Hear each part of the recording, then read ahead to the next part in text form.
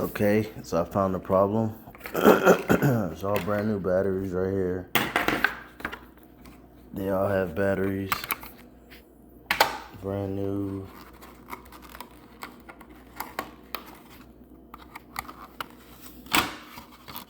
Brand new.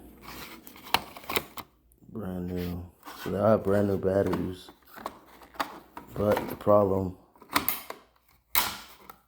so these all four connected. They're all on the system together. So look.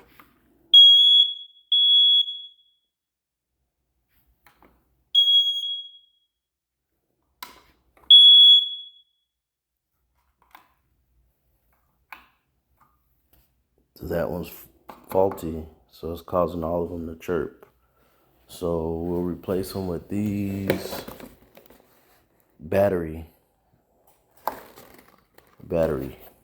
So that's the problem.